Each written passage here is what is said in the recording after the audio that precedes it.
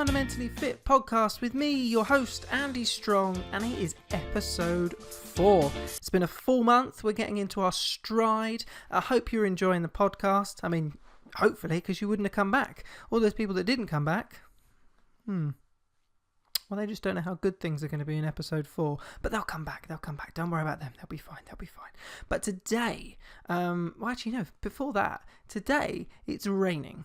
It is miserable. Last week when I was talking to you, 34 degrees. It'd been a beautiful week. And this week, shaping up more like classic British summertime, rather than the 1 week of warm weather that we normally get.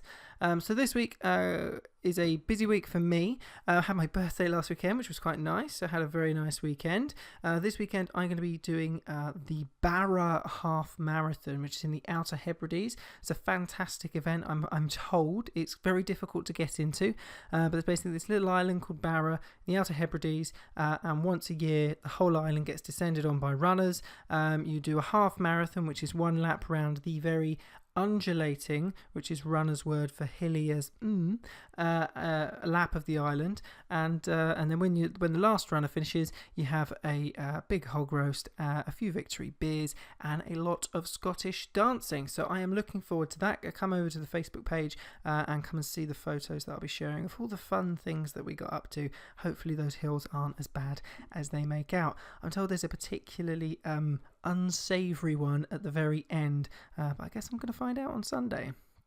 Right, into today's podcast, episode 4. So we are into our stride. We're talking about just the one topic today, and it is fitness tracker addiction. There are a lot of worrisome, weird, and downright unusual stories out there about the things that people have done in the name of, or things they've not done in the name of, claiming their steps and tracking their activity. So we're going to have a look at one story on the Washington Post, which was shared in May 2015. Then I'm going to give you a little bit of feedback of when I used to own a fitness tracker. And then we're going to have a look at a study that was carried out by The Guardian into fitness trackers as a whole. Wasn't carried out by The Guardian, it was reported in The Guardian, my mistake. And then I'm going to give you a little bit of a conclusion and draw the whole thing together and tell you if fitness tracker addiction is something to worry about, if you should be buying a fitness tracker, or if maybe you should save some money. You probably know where I'm going with this, but let's persevere. Fitness tracker addiction. So, basically, the chap named Mark W. Smith, May 2015, this came from the Washington Post. So this reporter got quite addicted to his Fitbit, it wasn't a Fitbit, it was his fitness trackers, so much so that he was wearing 2. Now, Mark was by his own admission, not very active at all, and so his big incentive, obviously, to get a fitness tracker was to be more active. That certainly worked for him. He lost 40 pounds in quite quick time period, because he'd gone from being very sedentary to being very, very active, which really motivated him, felt really good for that, which is cool, so well done, Mark. But there was a lot of things that came with it that he maybe hadn't expected. So he found that he was addicted to the rewards and the status updates that came. So many of these fitness trackers, they'll track your steps, they'll track your heart rate, they'll track the calories burned, some will track how fast you run if you're running, some will have activity modes to track your heart rate when you're in activity mode, so when you're doing weights or going to the gym.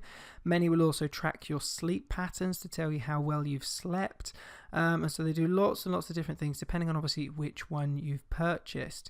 Now, for Mark, he found that this was good. He liked it, but he found that he started off with 2, and then all of a sudden he couldn't take them off because he wanted to get the rewards and the updates that come with both of them.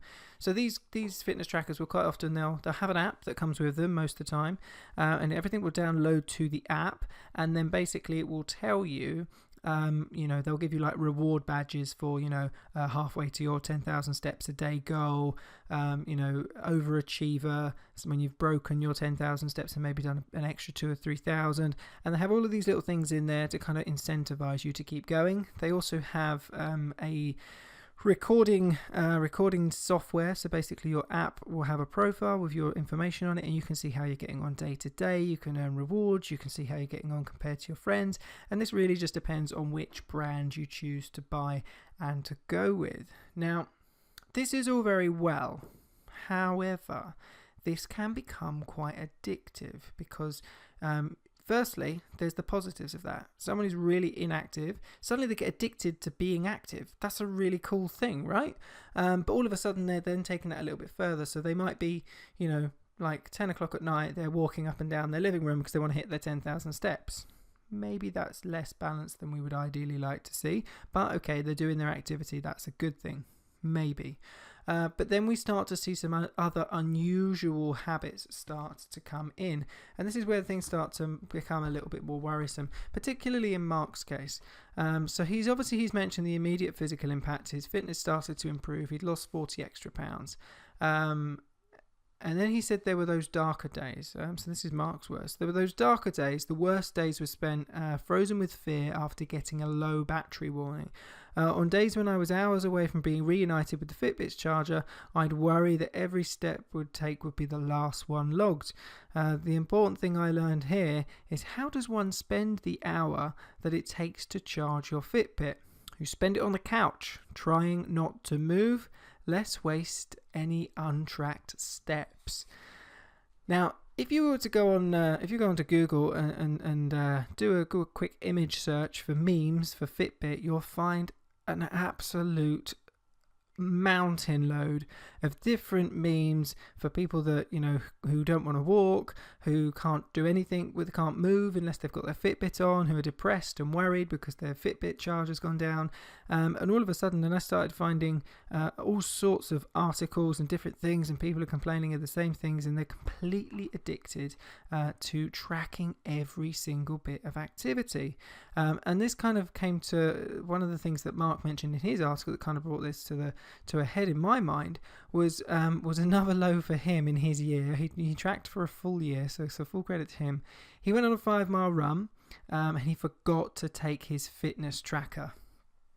Poor old Mark. And this played real mind games with him, to the point that he decided that he would post on Facebook that day and ask if any of his friends wouldn't mind taking his tracker out on a 5-mile run for him.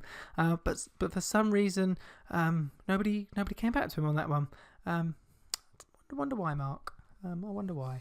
But yes, Mark found it a challenge, found it useful, but ultimately really quite addictive. And this is something I would also feedback as my own experience. So I had a Fitbit last year. I had a Fitbit Charge. Used it for about 3 weeks. I used it for a week before I went on holiday, and then I used it while I was away as well. And I really liked it. I liked having something that I could track and see my steps immediately. I loved the feedback. I liked the rewards on the app because I get the email every morning with a little update of how you're doing. I found it fascinating to look at how your sleep was. And I got quite addicted to it quite quickly. And there was quite a few times where I was like, oh, actually, because I'm quite active in my job anyway, I was averaging out a higher amount of steps. And once I kind of realised what my rough average was over the first few days, I then wanted to make sure I beat that each day or got to my own minimum standard. And I think that's all a really good thing, but this happened really quickly for me. This happened within probably a week or maybe just over a week of using it. Now, some might say that's because I'm probably maybe a little bit more competitive in that kind of thing. It's a fitness-based tracker, so I'm basically the industry that I'm in. I'm always going to want to challenge those boundaries in that area a little bit more maybe than somebody who's very, very sedentary. But for me, it certainly did appeal to that competitive side, and I wouldn't always say that was a good thing. But I did find it fun, but definitely addictive. My biggest bugbear with it is its inaccuracies, which I refused to acknowledge, certainly for the first 2 weeks. And then I was on holiday, and it wasn't until I was sat down in one evening and I was cutting my pizza, and before anybody out there wants to point the finger, Fundamentally Fit podcast and Andy Strong's having a pizza, there were vegetables on it, all right? So there. So I'm cutting my vegetable pizza with chicken, and as I'm cutting my pizza, having a chat with my lovely partner, discussing what a lovely day it had been in Amalfi and all the things we'd seen, and all of a sudden my wrist vibrates and Kirsty looks across the table at me with a puzzled face, and I kind of look across the table at her and kind of give her a little smile, and then she goes, "What's that?" And I go, "Nothing." She goes, No, your Fitbit's just gone off." And then I had a glance down, and it turns out cutting your pizza is a really good way to hit your 10,000 steps. Who knew? And so this is a real problem with a lot of fitness trackers. And there have been lots of stories in the press. I think there was one from memory a little while ago of a family. The grandfather bought Fitbits for the family for Christmas, and then they had a leaderboard, which is quite common with Fitbits and these types of things. You have a leaderboard, see who can do the most steps, and then all of a sudden, grandma, who was retired, was all of a sudden beating the whole family. And it wasn't until later on that they realised that turns out that knitting is also very, very ninja at helping you hit your 10,000 steps. And if you dive into this online, there's also lots of websites that will give you top tips on how you can manipulate your 10,000 steps. I can tell you exactly how beneficial those 10,000 steps are going to be if you've used a cordless drill to achieve it. Absolutely bugger all. So yes, they're not the most accurate at times, that is for sure. I had a second incident when I was on holiday. I'd been sat in the transfer taxi going back to the airport, and then it clocked. Been in this taxi for like nearly 2 hours. It was a long commute back, and then we're sat there looking out the window, and all of a sudden, I just clocked in at 10,000 steps. I had done virtually nothing that day. Literally, I'd got up, got in the taxi, and had driven to the airport, yet somehow I had managed to hit my 10,000 steps. So yeah, I mean, I actually liken a lot of the fitness tracker technology to the early Apple iPod technology. Really promising, has lots of potential avenues it could go, but fundamentally those bad boys never made it to the end of 12 months, did they? Let's be honest. I mean, even the Apple people that love Steve Jobs and love everything they do like it's a religion must surely admit those first iPods were naff. They were just rubbish. Like, I had a friend who religiously would get to 8 months and then have to send his iPod back. He'd get another 12 months on his warranty. He didn't buy a new iPod for 3 years. And I think this is very similar with Fitbit Charge and all the fitness trackers. I took it back after my holiday and got a refund. And then now, more recently, since Christmas, I've had a Garmin, which is actually for my it's a sports watch, which is actually more for my running, for my cycling and swimming, so it tracks all of those sports. But a feature that it has is it has a pedometer built in, so I wear it all the time. I feel that the steps are much more consistent with this watch. Garmin's technology is, to be fair, is probably much more advanced. They've been around for a long time, and actually I really like it because I don't get addicted to it. There's no updates, there's no special tracking. It goes onto an app, but it's not pushed on you, it's not push notification driven, and actually I like it. I get an average, I know roughly where I am in a day, so yeah, it makes sense, and I can up my steps or go for a walk in the evening, and actually it fits nicely into my lifestyle. And that's really what these things are about. They need to fit into your lifestyle. So, have you suffered fitness tracker addiction? Or have you suffered fitness tracker cheat syndrome? What was the strangest thing you did to get your tracking up, get your steps up? Was it waving your arm, maybe sat on the sofa? Was it doing steps in the living room? Or did you maybe get somebody else to wear yours down the shop? Let us know in the comments over on YouTube. I'd be interested to hear. So that's the introduction to our fitness tracker addiction. And then I wanted to add a little bit more clarity to this. So what I decided to do next was I thought, well, we've got the Washington Post articles, we've got Mark's experience. We know that he tried to get his friends on Facebook to go and do his run for him when his battery died on his Garmin, on his Fitbit Charge. We have a little bit of my feedback in as much as turns out I'm really good at clocking in steps when I'm cutting pizza, vegetable pizza. But this is anecdotal, really, tantamount to a review, if I'm perfectly honest, as much as I've tried not to. But there's tons and tons of articles out there on the internet. There's tons of blog articles, reviews, YouTube channels. They're everywhere. So, if you want to find one of those, then you're going to have plenty of material to delve into. So I decided what would be the best thing to do in this podcast would be to try and find a study or a review, a peer-rated review, to basically give us a little bit more technical feedback on how accurate these trackers genuinely are. What I managed to find was an article in a recent article actually, reported in The Guardian back in May of 2017, so this year, and I'm going to give you a short, brief summary of what this had to say, and then we're going to delve into it just a little bit deeper. So this was looking into fitness trackers and their ability to track heart rate and calorie burn and how accurate they're deemed to be. So fitness trackers are currently out of step when measuring calories, research shows. The Guardian reports, an independent analysis of a number of leading brands found that they were all prone to inaccurate recording of energy expenditure. Researchers recruited 60 participants to take part in a range of exercises while having their heart rate and number of calories burned measured by fitness trackers, as well as by clinically approved medical devices used in a clinical setting. 7 fitness trackers were tested, and the data from the fitness trackers were compared against the data obtained by the clinically approved devices to calculate any errors between the two measurements. The researchers found that although the fitness trackers are generally reliable in their ability to measure heart rate, they perform poorly when measuring the number of calories burnt.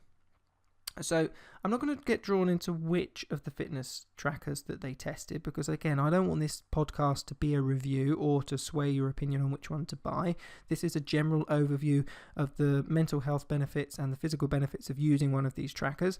If you want to see the link to this article and go and read it yourself, then I'll be putting the link to this and the study over on the YouTube page. So head over to Fundamentally Fit's YouTube channel, and in the description you'll find the links there, or you can pop me an email, andy@fundamentally-fit, and I will happily pop those over to you in the benefit of being transparent. So that's a quick overview of what this study had to say. So this study was carried out by Stanford University in the US, as well as the Swedish School of Sport and Health Sciences in Stockholm. There were no external sources of funding for this reported, and that's quite important because although this was a small study, it indicates that there were no hidden agendas or potential confirmation biases, so individuals may be looking for a certain outcome to sell a product or to get funding for more research. So this generally, it was peer reviewed, and the article was basically available for open access, which means it's free to read online, and so the study and the results are deemed to be fairly accurate for the size of the study. So it was fairly small, but a little more research would be needed, but it is deemed to be fairly accurate.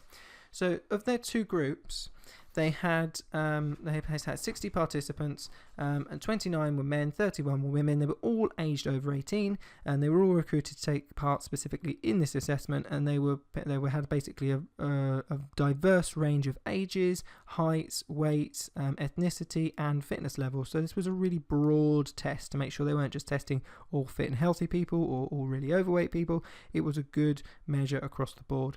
They picked their assessments to do with them, and then when they did their assessments, they were measured not just with the fitness trackers, but they were then tracked with the clinical-based testing equipment, which meant they could distinguish between the two to see how accurate the fitness trackers were. This was all done in a lab to make it as accurate as possible.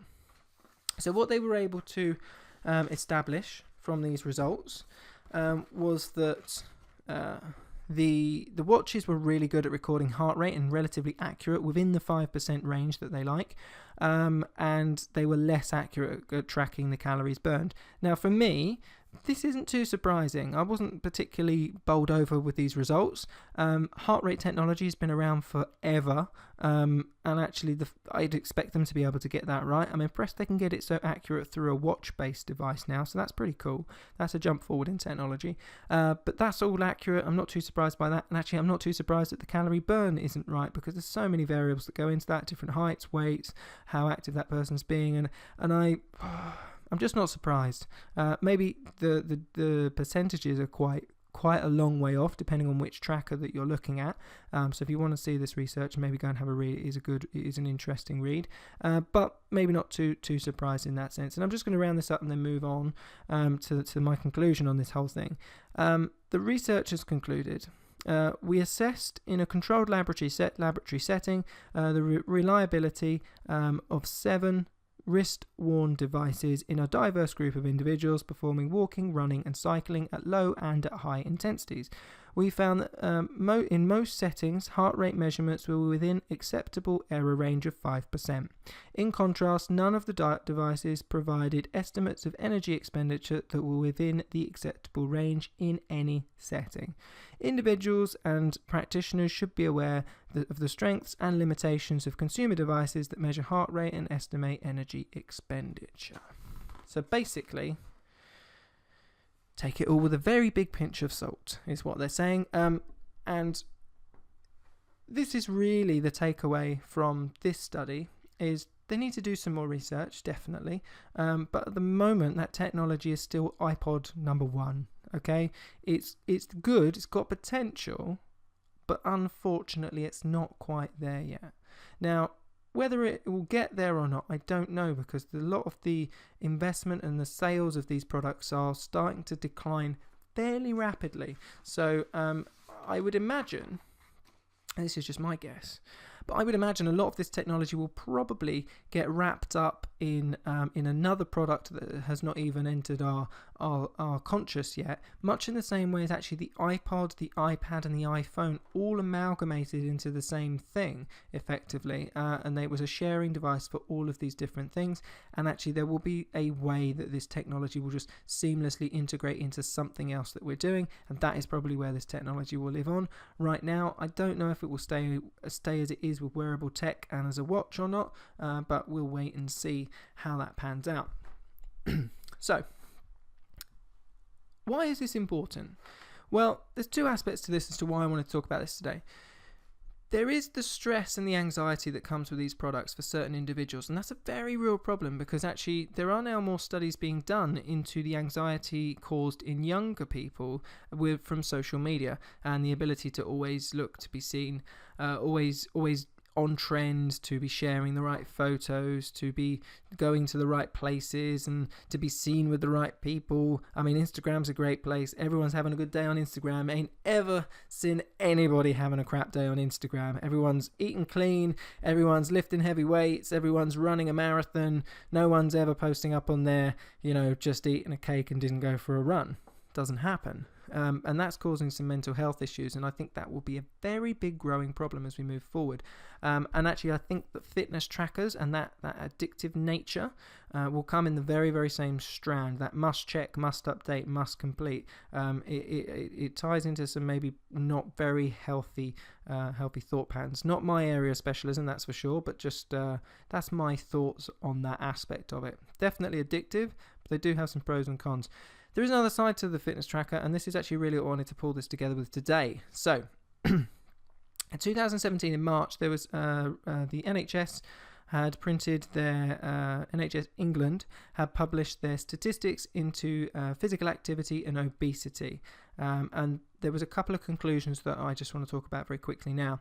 In 2015, 58% of women and 68% of men were overweight or obese. Okay, and in 2015, 26% of adults were classified as inactive.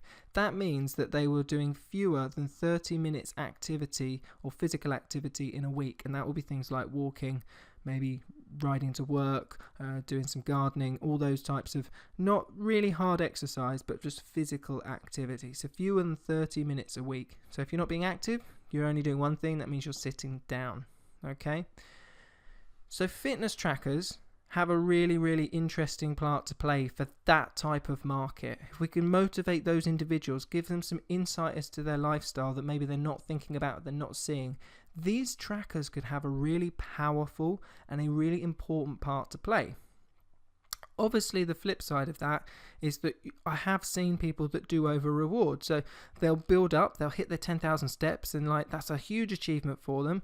I've seen people starting like 3,000 steps or less a day on average. So, to get to 10,000 from there, huge achievement. If you're one of those people that's done that, that takes a lot of work. So well done. As you said, talking about fitness trackers, and mine's just gone off to tell me I've hit 10,000 steps. Not very good. So yeah, really important. That the right type of person uses this tracker and uses it in the right context. So if we take one of these individuals doing 30 minutes of physical activity a week, a fitness tracker, really good place to start.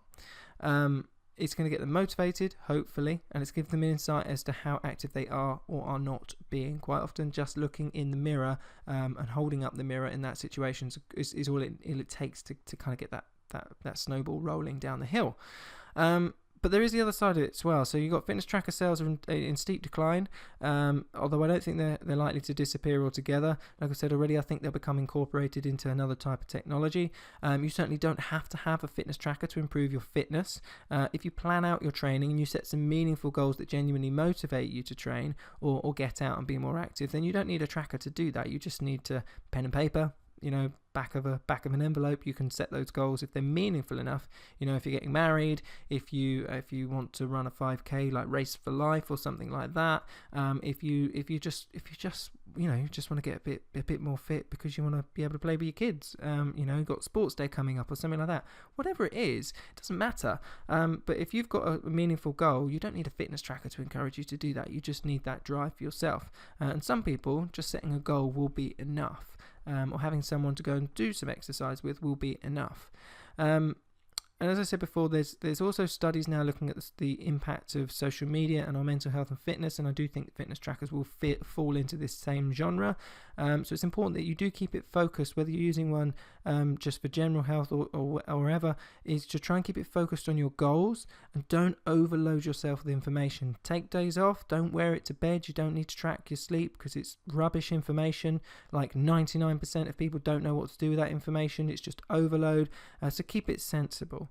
Try and have days where you're not using it so that you're just trying to be mindful about being active. You don't need a tracker to tell you to be active forever, just as the same way as I don't want my clients to track calories and macronutrients every single day. I want them to become instinctive. You should be instinctive to say, I've probably done about 7,000 steps today. I've probably done more than my steps today. And so that you know how to look after yourself instinctively, because then that's part of your lifestyle. The best way to do it is to start with a free app, to be honest. Download yourself a pedometer on your phone, pop it in your pocket, see what your averages are. If you don't know how to start with this, download yourself an app, track yourself for a week, write it down in a little log or on your phone, and then average it out over 7 days.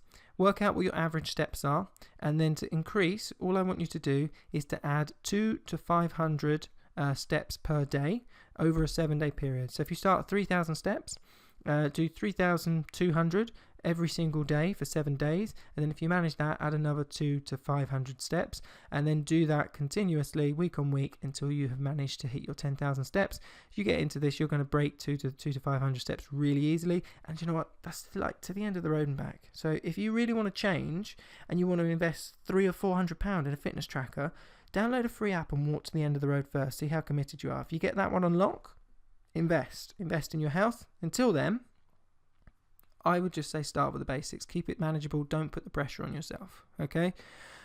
Also important, don't over reward. This happens quite common, unfortunately. You're someone that's doing 3,000 steps, okay, and then you build up to 10,000 steps. Maybe you get to 7, then to 8, then to 10. I know there's 9 as well. And then you finally get there, and actually you start rewarding yourself. So then you start having a Mars bar, or you start having a cake, or you have an extra slice of something with dinner. And actually then you eat more calories than you've burnt off, and then you're no better off because actually you're still taking on more calories because you've over rewarded. You're not burning, stacks more calories. You're being more active. You're getting your heart and lungs working. You are burning more calories. But if you over reward something that's really calorie dense, that's really not what this is about. So, you should be doing 10,000 steps a day because that's the average, not because that means you can eat a cake. That means you've got up to a standard level that you can then build on your fitness and your health. So be careful not to over-reward and undo your hard work, because then you'll get frustrated. You're not moving forward as fast as you want to, and that's a real shame, because that means you're then potentially going to stop, and actually you shouldn't, because you'll be getting on a lot better than maybe you're realising, but you're maybe not doing it the best way around. And then, don't break the bank thinking that fitness trackers are the big answer. They're not the magic bullet. We were talking about superfoods as the magic bullet last week. Fitness trackers, same category. They're not the magic bullet. They're not the cure-all. You can spend anywhere from £20 to £400 upwards with these fitness trackers. And if you really aren't genuinely going to use it, it's going to be a wasted gadget, and it's just going to gather dust. And it's much better to try increasing your walking and activity first, not the other way around. Don't spend £400 because you think it's going to make you more active. Download the free app, get out and do a little bit more walking for a couple of weeks. If you're going to use it, then invest in your health. That's a good thing to do. If you're not, then, and I'm saying this because I'm a fitness professional, but if you want to invest £400, get yourself a coach, get yourself a nutrition coach, get yourself a fitness instructor who's going to come and work with you and get them to help you tackle the areas of your diet and your lifestyle that are going to make a big impact. £400 will buy quite a sizable amount of personal training or coaching from a decent coach, and invest that money wisely. Will a fitness tracker really give you the return that you're looking for? It might, but you need to question and ask those questions, and more importantly, see how they sit with your goals. So that is episode number 4. That is the Fundamentally Fit podcast with me, Andy Strong, your host, and we've been talking about fitness trackers. And yes, it's a big topic. We could really talk about this one for quite a long time. It's quite an emotive topic because lots and lots of people have got fitness trackers. They've got good stories, bad stories, different stories, fun stories, and everyone has an opinion on them. And so, we could go down lots of different avenues, but I've tried to keep this simple. I've tried to keep it to some constructive topics to help you think about them a little bit more clearly. If you want to invest in one, I'm not saying don't do it, but what I would say, head over to our YouTube channel, have a look at these articles, have a look at the study, make a constructive decision, download a free app and try to get more active first. If you've done all those things and you want to invest in your health, as always, that's a good thing to do. But if you've enjoyed this, please head over to SoundCloud, give us a little heart. Head over to iTunes, give us a review. That would be really cool. Or head over to YouTube and leave us a comment. If you've got any questions, send them over to andy@fundamentallyfit.co.uk or pop them onto the bottom of our YouTube video. Have a fantastic week. I'm off to Marathon, so have a great weekend. And I'll be back next week to tell you all about it. I'm Andy Strong, helping you to eat smart, train smart, stay fundamentally fit. I'll see you guys next time.